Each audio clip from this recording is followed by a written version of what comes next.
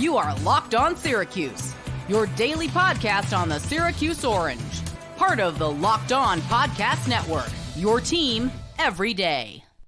Syracuse basketball came into this game at home against North Carolina, a team that's on the bubble to make the NCAA tournament this season. It's a down year for the Tar Heels, and yet they were still a near double-digit underdog. And to Syracuse's credit, they battled offensively, at least. Defense, we'll talk about in the next segment, but at least offensively, they tried to keep up. North Carolina is not a very good defensive team, by the way, bottom 5 in the ACC for what it's worth, but still. I'm glad that Syracuse put up a fight. I'm glad that they were competitive, but this just shows how far the bar has fallen, where I'm just happy that Syracuse was competitive, let alone actually winning this game. They had a chance. Syracuse basketball could have won this game, but once again, we've seen this at times during this season. Georgetown, at Notre Dame, where Syracuse just cannot execute down the stretch of games. First, it was UNC's turn. North Carolina almost blew this game, and if North Carolina led by 8 with less than 2 minutes to go, if North Carolina blew this game, I'm pretty sure the program would have left their head coach, Hubert Davis, in Syracuse in the middle of a snowstorm. I don't think they even let him get on the team plane because he's actually on the hot seat there. I think they might have fired him if North Carolina actually lost this game.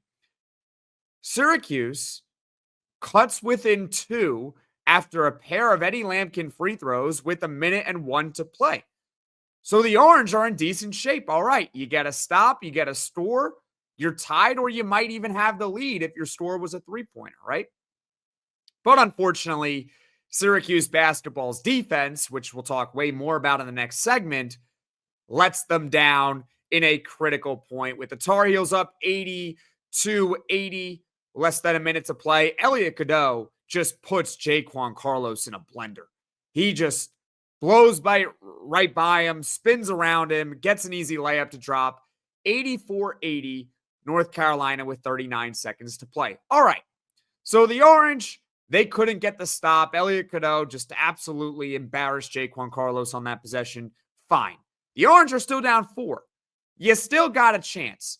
And for those that have been watching or following basketball for a very long time, you know in that situation, you don't need to panic down 4 with less than 40 seconds left.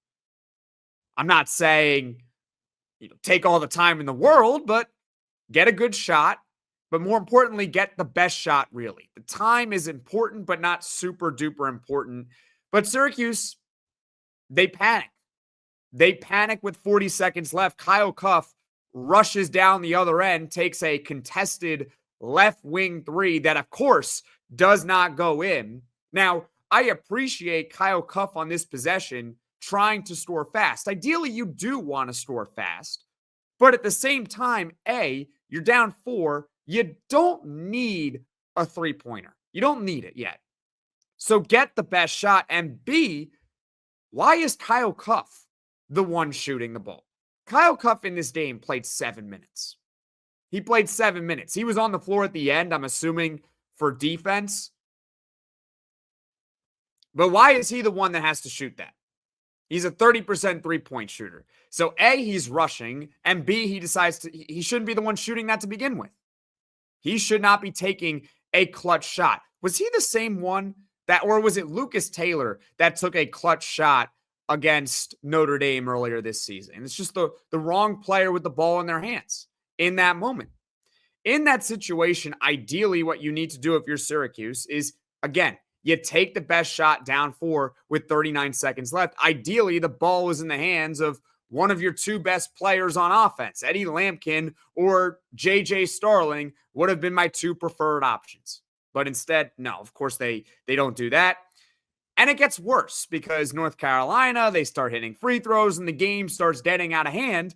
And then, again, Syracuse doesn't really understand the situation. Now, there's less than 20 seconds left. You're down 6 points to North Carolina. Now you need a 3. A three-pointer is a necessity at this point in the game. There is just not enough time on the clock to hit a 2-pointer, foul, hit a 3, foul. It's just too much time. There's not enough possessions in the game. So, of course, knowing Syracuse. Eddie Lampkin scores a 2-point shot with 12 seconds left. Syracuse was down 6 at the time. Now they're only down 4. Congratulations. You still lost. You still have no chance. Just poor late game execution after UNC was trying to give you the game. North Carolina was trying to have a really embarrassing upset. They were up 8 as a near double-digit underdog with less than 2 minutes to go. They tried blowing it. They really did. And I am sure that on Locked On Tar Heels, there are going to be comments about Hubert Davis in the comments section of their post-game show. Shout out to Isaac Shade. But no, Syracuse basketball did not want the win. I should rephrase that. They wanted to win, but they just didn't do what they needed to do in order to actually take advantage of the mistakes North Carolina was making. Poor late game execution. What else is new for Syracuse basketball?